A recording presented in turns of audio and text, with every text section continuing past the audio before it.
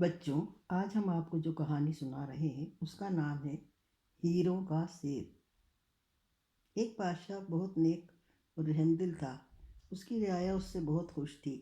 ہر شخص اسے دعائیں دیتا تھا، لیکن ایک چیز کے بارے میں لوگ بہت پریشان تھے۔ بادشاہ شادی نہیں کرنی چاہتا تھا۔ ایک دن اس کے وزیروں نے تنگ آ کر کہا، حضور، اگر آپ ہمارے بادشاہ رہنا چاہتے ہیں تو آپ کو شادی کرنی پڑے گی۔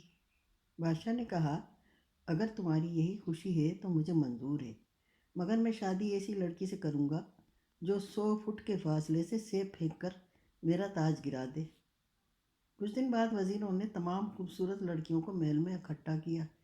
ہر لڑکی کے ہاتھ میں ایک سیب تھا۔ جب مقابلہ شروع ہوا تو کوئی لڑکی بھی سیب مار کے بادشاہ کا تاج نہ گرا سکی۔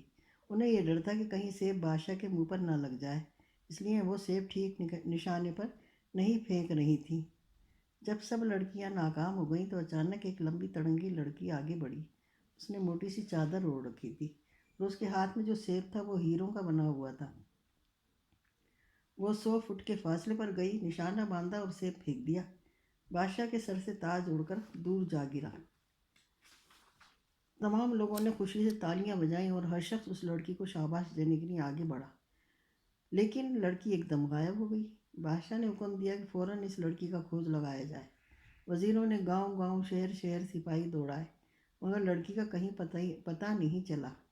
2-3 مہینے بعد بادشاہ نے پھر تمام خوبصورت لڑکیوں کو اکٹھا کیا، لیکن کوئی لڑکی اس کا تاج گرانے میں کامیاب نہ ہو سکی۔ اتنے میں پھر وہی لڑکی سامنے آئی۔ اس نے ہیروں کا بنا ہوا سیب پھینکا، بادشاہ کا تاج گرایا اور غائب ہو گئی۔ بادشاہ کے سپاہیوں نے بتیرا اسے تلاش کیا، مگر کہیں اس کا سراغ نہ ملا۔ کچھ دن بعد بادشاہ نے ایک دفعہ پھر لڑکیوں کو بلوایا۔ کوئی لڑکی بادشاہ کا تاج نہ گرا سکی۔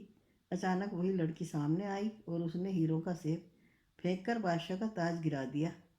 بادشاہ کے سپاہی لڑکی کو پکڑنے دوڑے، مگر وہ ہرن کی سی چوکڑیاں بھرتی ہوئی نظروں سے غائب ہو گئی۔ اب بادشاہ اداس رہنے لگا تھا۔ وہ روز صبح کو اکیلا شکار کھیلنے نکل جاتا اور شام کو واپس آتا۔ ایک دفعہ وہ جنگل میں شکار کھیلتا کھیلتا بہت دور نکل گیا۔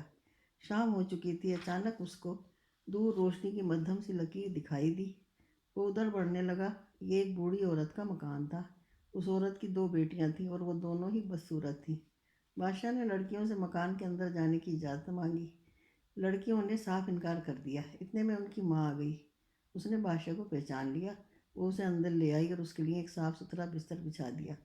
رات کو بادشاہ سونے لگا تو اسے ساتھ کے کمرے میں سے اس بوڑھی عورت کے زور زور سے بولنے کی آواز آئی۔ وہ کسی لڑکی پر ناراض ہو رہی تھی۔ صبح کو جب بادشاہ جانے لگا تو اس نے بوڑھی عورت سے پوچھا، رات آپ کس پر ناراض ہو رہی تھیں؟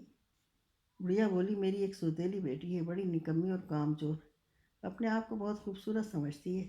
رات کو وہ روٹیاں توڑ رہی تھی، کہتی تھی بوڑھے الو کو کھلاؤں گی، کیونکہ الو نے اسے 3 ایسے سیب دیے ہیں جن میں ہیرے جڑے ہوئے ہیں۔ بادشاہ نے یہ سنا تو اس کا دل بلیوں اچھل پڑا۔ اس نے کہا، بڑی بھی، اس لڑکی کو بلائیے، میں بھی اس کو دیکھنا چاہتا ہوں۔ بڑھیا نے آواز لگائی، او چڑیل، ادھر آ۔ اچانک دروازہ کھلا اور ایک لڑکی چیتڑوں میں لپٹی ہوئی باہر آئی۔ وہ چاند سے بھی زیادہ خوبصورت تھی۔ بادشاہ نے اسے دیکھا تو خوشی سے چیخ اٹھا، تم وہی لڑکی ہو، آؤ میرے ساتھ چلو، میں تمہیں اپنی ملکہ بناؤں گا۔